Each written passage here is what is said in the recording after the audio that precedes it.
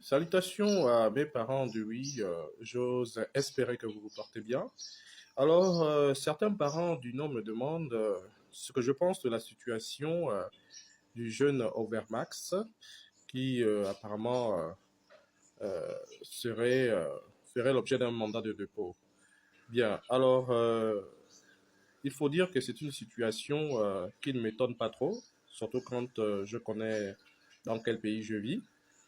Mais je suis quand même un peu choqué. Choqué pourquoi? Parce que, vous savez, l'hôpital, quand on attend hôpital, on attend hospice. Hospice, hôpital, c'est un lieu où on est censé sauver des vies, donner la vie, protéger des personnes démunies. Et généralement, lorsqu'on parle d'hôpitaux publics, c'est cet endroit où on est supposé trouver la paix. Donc, je ne comprends pas très bien quel va être l'intérêt d'un hôpital de déposer une plainte contre un jeune homme qui va faire de la prison, par exemple, qui ferait de la prison, quand on sait que la mission première d'un hôpital, c'est de sauver des vies. C'est de sauver des vies. Maintenant, s'il a diffamé, est-ce que un démenti, il y a quand même, je suppose, un porte-parole, un chargé de la communication de l'hôpital général, qui pourrait éventuellement faire un démenti. Mais de la vidéo que j'ai suivie, qui fait à peu près dans les 2 minutes 12 secondes à peu près, il y a bien obscurité. L'hôpital est dans le noir. Est-ce que c'est normal? Moi, je demande, hein, est-ce que c'est normal que... Parce que certains disent que cela a fait... cela a dépassé un certain nombre de minutes, je ne sais pas trop exactement. Mais déjà, 2 minutes, déjà 2 minutes, est-ce que c'est normal que dans un hôpital aussi grand que l'hôpital général, il y ait une coupure, l'hôpital soit dans l'obscurité pendant 2 minutes? Quand on sait que la vie, par exemple, dans certains hôpitaux ne tient qu'à un bout de fil et à une fraction de seconde parfois. Donc, quel est l'intérêt? C'est-à-dire, pour moi, je vais vous donner un peu cette image que j'ai de l'hôpital. Pour moi, l'hôpital, ce qui se passe aujourd'hui, pour moi, ressemble un peu... Pour prendre une image, hein, c'est-à-dire, c'est comme si on avait Mère Teresa, n'est-ce pas, qui déposait une plainte pour diffamation. Mère Teresa est une religieuse qui a consacré sa vie aux personnes démunies et aux malades. Donc, est-ce qu'il lui viendrait l'idée d'aller déposer une plainte, par exemple, pour diffamation? Bien sûr, c'est son droit en tant qu'être humain, elle a le droit de déposer une plainte pour diffamation, mais pour la mission qui est la sienne, est-ce que c'est possible? Parce que l'hôpital, c'est un symbole. C'est un symbole. À la limite, c'est un refuge. C'est un refuge. C'est l'endroit où l'humanité devait s'exprimer certainement le plus. Quel intérêt il y a pour l'hôpital public, donc hôpital général, de, de priver un jeune homme de sa liberté, en fait? Quel intérêt? C'est ce que je ne comprends pas. C'est ce que je ne comprends pas. Qu'est-ce qu'on veut démontrer exactement? Qu'est-ce qu'on veut démontrer? Et c'est extraordinaire. Moi, depuis que je suis né, je n'ai jamais...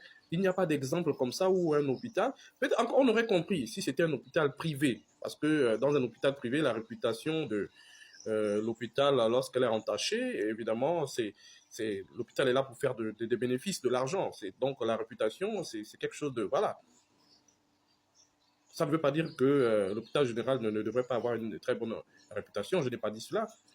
Mais je dis l'intérêt d'envoyer un jeune, de priver un jeune de liberté, c'est-à-dire qu'il ira par exemple en prison pour 3 mois. Il ne verra pas ses enfants, il ne verra pas sa femme, il ne verra pas sa famille.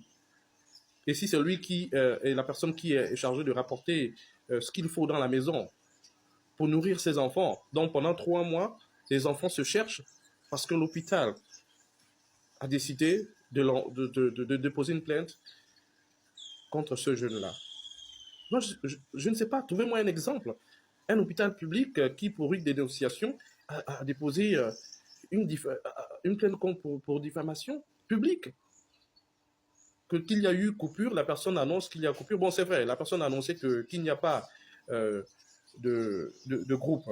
Et que, effectivement, bon, il y en a que le groupe a peut-être repris plus tard. Mais est-ce vraiment une raison pour priver ce jeune-là de liberté? Pour démontrer quoi exactement? Moi, j'aimerais savoir. Ah, mes parents disent oui. C'est incompréhensible. Je ne comprends pas. Quel intérêt en fait? Quel intérêt? L'hôpital qui est censé apporter la vie, la joie, qui est censé être un refuge. Un peu comme la police est un refuge. C'est l'endroit où le peuple est censé aller se protéger s'il y a un problème. Et l'hôpital joue un rôle encore plus large. L'hôpital joue un rôle plus large parce qu'il y a ce côté humanitaire, humaniste. Donc pour avoir dit qu'il y avait coupure, un jeune doit aller faire 3 mois de prison, 1 mois de prison. Ça, c'est le pays que nous voulons construire. Personne ne peut faire un démenti. Le chargé de la communication de l'hôpital général ne peut pas faire un démenti pour dire, voilà, c'est vrai qu'il y avait coupure, c'est vrai qu'il n'y avait pas de courant pour un certain temps, le groupe a pris le relais. On ne peut pas dire ça et puis c'est bon. Vous allez dire, oui, la loi, c'est la loi. Si la loi, c'est la loi, oui, la loi est dure, on est d'accord. Mais il y a aussi l'interprétation de la loi, l'interprétation des faits. Est-ce que ce qui est reproché vaut la peine que l'on prive ce jeune-là de sa liberté? Quand on va devant que ce soit devant des magistrats, ou on est devant, je ne sais pas, des policiers, mais ce sont des humains qui sont là, qui peuvent comprendre que, bon, voilà, il y a eu telle situation, dans sa façon de parler, il n'a peut-être pas dit ce qu'il fallait, les mots n'ont peut-être pas été bien agencés, mais est-ce que c'est pour cette raison-là? Il n'a pas détruit le matériel de l'hôpital. Il n'a pas empêché le fonctionnement de l'hôpital. À partir de ce moment, on peut l'arrêter pour l'incarcérer parce que, évidemment, si on peut il détruit le matériel de l'hôpital, il empêche le bon fonctionnement de l'hôpital, à partir de ce moment, je peux comprendre. Mais pour avoir simplement dit qu'il y a l'obscurité, il y a des moments qui sont par terre, à même au sol, et même ces moments qui criaient, faut filmer, faut filmer. Pour ça, là, on va prendre la vie d'un jeune.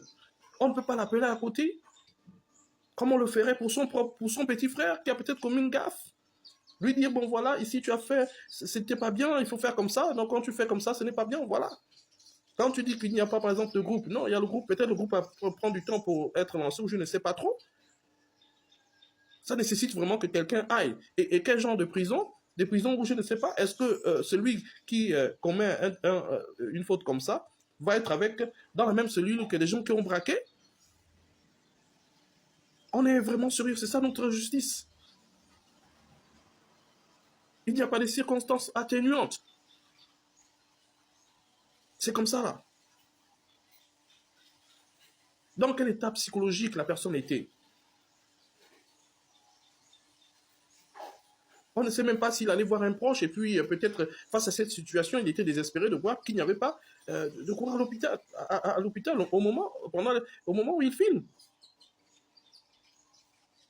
Et ça, c'est pour ça là qu'on doit prendre ce jeune-là, le priver de sa liberté. Faire en sorte qu'il n'apporte pas de l'argent à sa famille pour nourrir ses proches. C'est ça notre justice. Moi, je ne peux rien dire. Voilà ce que je pense de la situation.